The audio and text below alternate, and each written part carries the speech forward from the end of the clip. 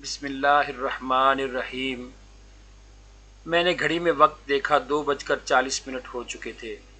عامر کے آنے میں 5 منٹ ہی باقی تھے۔ پھر میں نے ایک نگاہ کھانے کی میز پر ڈالی۔ ہر چیز تیار اور مکمل تھی، بالکل میری ذات کی طرح صاف ستھری خوبصورت میز، نفیس اور قیمتی برتن، ہر چیز سے کاملیت چھلک رہی تھی جو میری ذات کا خاصہ بھی ہے۔ کھانے کی میز کے بعد میں نے ایک نگاہ خود پر ڈالی۔ میں خود بھی مونگیا رنگ کے لباس میں نہا دھو کے ہلکا میک اپ کر کے بہت خوبصورت لگ رہی ہوں۔ جمعہ کے دن عامر کھانا گھر میں کھاتے ہیں، اس لیے میں نے کھانے پر خاص اہتمام کر رکھا ہے۔ ایک ایک چیز پر میں نے توجہ دی ہے۔ میرا چھوٹا سا گھر میری خوبصورت اور بہت بڑی سی جنت ہے جس سے مجھے بہت پیار ہے۔ ہر سمجھدار عورت کو اپنے گھر سے محبت ہوتی ہے، لیکن ان عورتوں کو کچھ زیادہ ہی ہوتی ہے جو بہت محنت اور جد و جہد کے بعد اپنا گھر بناتی ہیں، اور میرا شمار بھی انہی عورتوں میں ہوتا ہے۔ عامر میری پھوپھی زاد بھی ہیں۔ شادی کے بعد ہی عامر نے میرے مشورے سے اپنی تنخواہ کے ایک بڑے حصے کی کمیٹی ڈال لی تھی اور پورا مہینہ کھینچ کر گزارنا پڑتا تھا۔ میں نے تب کپڑے بنوانا تو چھوڑ ہی دیے تھے، ویسے بھی ہر چیز میں بچت کی، اور تب جب کمیٹی نکلی تو میں نے اپنے زیور بیچے اور باقی کمیٹی اور عامر کے بینک بیلنس سے ہمارا خوبصورت سا گھر بنا۔ تبھی تو مجھے اپنے گھر سے بہت زیادہ محبت ہے۔ اس گھر کے ایک ایک کونے کو میں نے محبت سے سنوارا ہے۔ میرا گھر میری جنت ہے جس کی میں بلا شرکت غیر مالک ہوں۔ صرف ایک کمی ہے ہماری زندگی میں، اور وہ ہے اولاد۔ جی ہاں، شادی کے 9 سال گزر جانے کے باوجود ہم اولاد کی نعمت سے محروم ہیں، اور مجھے معلوم ہے کہ میری گود خالی ہی رہے گی، کیونکہ کمی عامر میں نہیں مجھ میں ہے۔ جب مجھے اپنے وجود کے اس خالی پن کا پتہ چلا تو مجھے بہت دکھ ہوا، لیکن پھر میں نے سوچا کمی مجھ میں ہے تو اس کی سزا عامر کو کیوں ملے۔ میں چاہتی تھی کہ عامر اولاد کی خاطر دوسری شادی کر لیں، لیکن عامر نہیں مانے۔ انہیں مجھ سے بھی اتنی ہی محبت ہے۔ میں اپنی جنت میں مگن بہت خوش اور مطمئن ہوں۔ شاید بہت کم عورتیں ہوتی ہیں اپنی خوشی اور مطمئن زندگی گزارنے والی۔ اولاد نہ ہونے کے باوجود میں شک جیسی بیماری سے کوسوں دور ہوں۔ میں نے عامر کو آزاد چھوڑا ہوا ہے کیونکہ مجھے پتہ ہے وہ میرے ہیں اور میرے ہی رہیں گے۔ دروازے پر گاڑی کا ہارن ہوا۔ میں خیالات سے چونکی اور ان کے استقبال کو کھڑی ہو گئی۔ عامر کمپنی کے کام کے سلسلے میں ہفتہ بھر کے لیے کوئٹہ جا رہے تھے۔ میں نے اکیلے گھر میں رہنے کی بجائے امی کے گھر جانے کو ترجیح دی۔ امی کا گھر کوئی دور نہیں، بالکل پاس ہے۔ مجھے امی کے گھر گئے تھوڑی دیر گزری تھی کہ فریدہ چچی آ گئی۔ مجھے وہاں دیکھ کر انہوں نے ناگواری ظاہر کی، اور امی نے بھی اس کو واضح طور پر محسوس کیا۔ جب سے میری شادی عامر کے ساتھ ہوئی تھی تب سے چچی نے مجھ سے خدا واسطے کا بیر باندھ لیا ہے۔ نہ بات کرتی ہیں، نہ کبھی میرے گھر آتی ہیں۔ عامر سے بھی خود سے مخاطب نہیں ہوتی۔ آج شام کو ردا کی منگنی کی رسم ہے، آ جانا تم۔ انہوں نے مکمل طور پر مجھے نظر انداز کیا اور امی سے بات کرنی شروع کر دی۔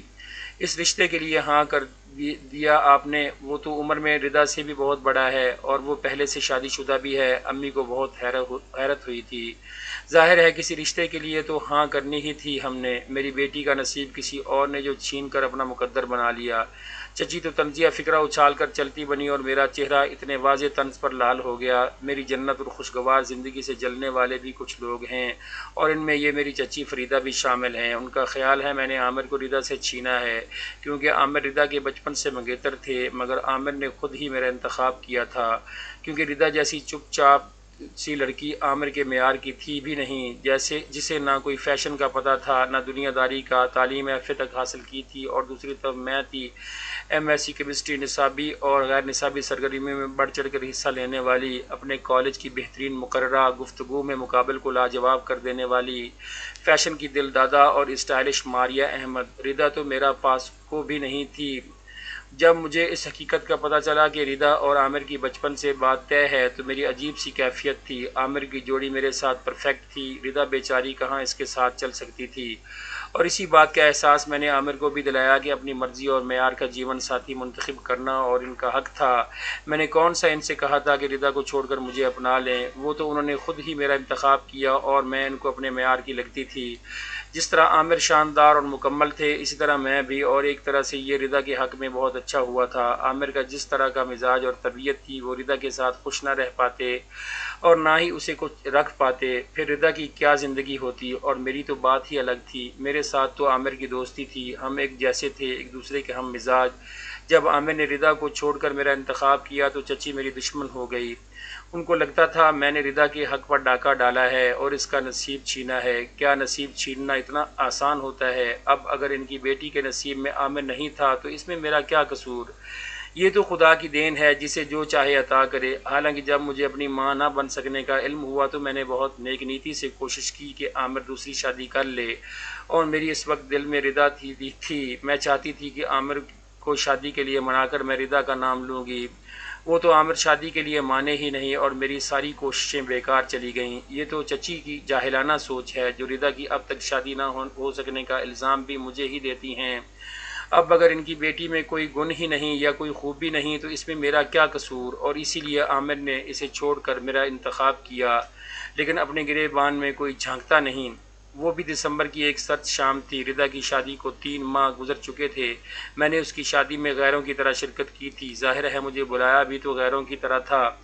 عابد اس کا شوہر تھا، عام سی شکل و صورت کا مالک تھا۔ خود رضا کون سی حور پری تھی، اس کے حساب سے تو ٹھیک تھا، ویسے بھی اس کی عمر نکلتی جا رہی تھی۔ اب ہر کسی کا نصیب میرے جیسے تو نہیں ہوتا نا، کہ شادی بھی وقت پر ہو جائے، شوہر بھی خوبصورت اور پڑھا لکھا ہو اور ہر لحاظ سے مکمل اور اچھی جاب پر ہو، اور اگر گھر بھی جنت جیسا ہو۔ رضا کے شوہر کو دیکھ کر میں اپنی زندگی اور اپنی جنت پر کچھ اور زیادہ مطمئن اور مسرور ہو گئی۔ مجھے خود پر فخر ہوا تھا۔ عامر آج کل پھر کوئٹہ کے دورے پر تھے۔ پچھلے چند ماہ سے ان کے کوئٹہ کے چکر کچھ زیادہ ہی بڑھ گئے تھے، اس لیے میں نے اب امی کے گھر جانے کی بجائے خود ہی گھر میں رہنے کو ترجیح دی۔ لینڈ لائن کی گھنٹی بجی، میں نے نمبر دیکھا، عامر کا تھا، شاید اپنے آنے کی اطلاع دینا چاہتے ہوں گے۔ میں نے مسکراتے ہوئے فون اٹھایا۔ ارے ماریا کیسی ہو، ایک خوشخبری سنو۔ میری ہیلو کے جواب میں وہ چہکتی ہوئی آواز میں بولے تو میری مسکراہٹ گہری ہو گئی۔ شاید عامر اس بار کچھ ہی اسپیشل تحفہ لا رہے تھے۔ جی سنائیں، میں سن رہی ہوں۔ اور میں واقعی ان کی بات سننے کے لیے بہت زیادہ ایکسائٹڈ تھی۔ میں باپ بننے والا ہوں۔ ماریا، ان کی آواز میں پہلے سے بھی زیادہ خوشی تھی۔ ریسیور پر میرے ہاتھ کی گرفت مضبوط ہو گئی۔ کیا مطلب؟ میرے منہ سے نکلا۔ ماریا، میں تمہیں فون پر بتانا نہیں چاہتا لیکن مجبوری بن گئی ہے۔ میں نے یہاں 3 ماہ پہلے زرمینہ سے نکاح کر لیا تھا۔ زرمینہ بہت اچھی لڑکی ہے۔ اس نے مجھے مجبور کیا اور احساس دلایا کہ اولاد زندگی میں کتنی ضروری ہے۔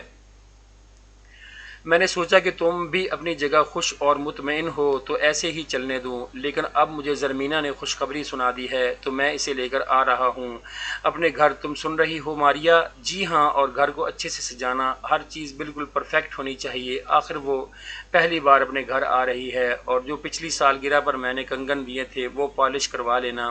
زرمینہ کے لیے اتنی بڑی خوشخبری اور پہلی بار گھر آنے پر کوئی گفٹ ہونا چاہیے۔ ماریا، تم بالکل چپ ہو۔ کیا تمہیں میرا باپ بننے کا سن کر خوشی نہیں ہوئی؟ تم بھی تو ایسا ہی چاہتی تھی۔ انہیں میری خاموشی کا آخر احساس ہو ہی گیا۔ میں نے خاموشی سے ریسیور رکھ دیا۔ ہاں، میں ایسا چاہتی تھی، لیکن رضا کے ساتھ، کیونکہ میں جانتی تھی کہ وہ بے ضرر سی لڑکی میری جنت میں دخل نہیں دے گی۔ اب آنے والی سے مجھے کسی اچھائی کی امید نہیں تھی۔ آنے سے پہلے ہی یہ اس کا اپنا گھر تھا اور میں کہاں تھی؟ شاید کہیں نہیں۔ میں جانتی تھی کہ اولاد کی کمی یہ قدم اٹھانے پر مجبور کر دے گی، اس لیے میں چاہتی تھی کہ عامر رضا سے شادی کریں تاکہ دوسری عورت میں اس کے وجود میری جنت میری ہی رہے۔ لیکن میری ساری چالیں مجھ پر الٹ گئیں۔ میری خوبصورت جنت جہنم میں بدل چکی تھی۔ ایک چال تم چلتے ہو اور ایک چال اللہ چلتا ہے، اور بے شک اللہ بہترین چال چلنے والا ہے۔ میں نے برسوں پہلے جو کسی کو چھینا تھا، ہاں میں نے تو رضا سے صرف عامر کو چھینا، اور آج آنے والی مجھ سے عامر کے ساتھ میری محنت اور محبت سے بنا گھر اور میری جنت چھین رہی تھی۔